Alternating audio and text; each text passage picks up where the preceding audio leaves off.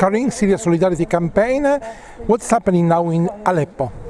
Aleppo is at the moment under siege and under massive bombardments by the Assad regime and Russian forces.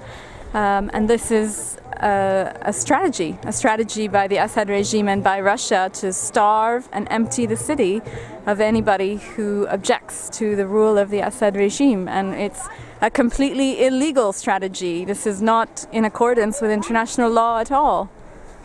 So soldiers are not fighting on the ground, they are using mainly planes? There are some soldiers on the ground, we've seen photos of them. There are also snipers, but there are also, much more importantly, planes bombing the city everywhere, closing off the roads. For example, Castello Road, which was the only supply line for rebel-held Aleppo, was bombed and taken over.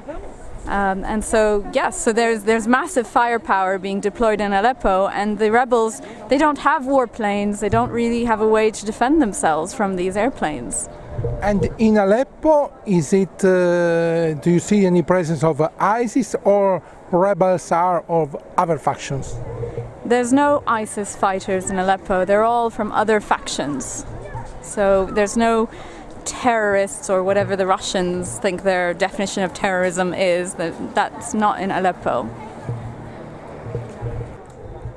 Mariam, you are from Damascus, but now we are talking about Aleppo in particular, what is happening in Aleppo siege. But not only, also other cities and towns of Syria are in very dire conditions now.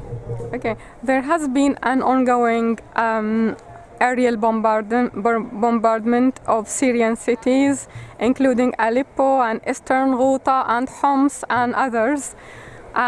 So this has been going on through the last 3 years. However, in the last 3 months, there was like a very severe attack by the Russian and the Syrian regime, and they closed on rebel-held areas and the civilians in the areas, and there are around 400,000 people starving inside Aleppo and being bombed, and all schools in Aleppo have been bombed. Schools, in the last week, 9 hospitals were bombed as well.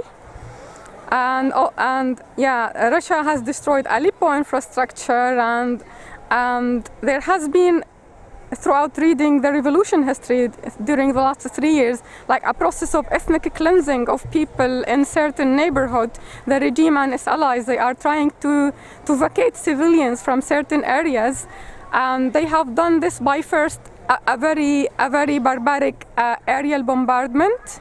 And this aerial bombardment is also accompanied by ground operations by the regime allies like Hezbollah and Hamas and militias coming from Iraq and Iran fighting in Aleppo on the ground. So at the same time, you have the BYD and ISIS. So the civilians in Aleppo are stuck between all those, and especially the rebels are fighting Russia, they are fighting the Syrian regime, and they are fighting ISIS as well. So after aerial bombardment and at the same time ground operation, to fulfill ethnic cleansing, what the regime usually do, they claim to open so-called humanitarian corridors that are not human, have nothing to do to the word humanitarian. Usually what happens, people who use these corridors are usually taken by buses and never seen again, or they are being imprisoned and tortured or displaced. They are not allowed to go again to their homes at all. This is how the regime, they have done this before in Homs. We have seen it in Homs, where Hezbollah has emptied areas, pushing the civilians from their areas, and it's happening as well now in Al-Wa'ir city as well.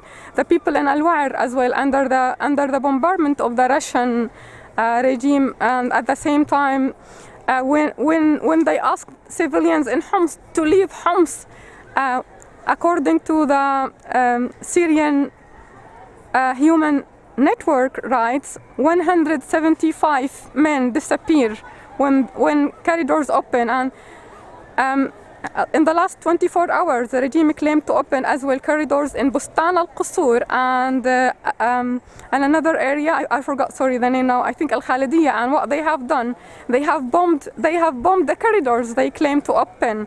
So the civilian and activists and the rebels who are protecting civilians actually from all the enemies of the Syrian revolution, they are aware of this process of ethnic cleansing, and everyone knows using these corridors means death.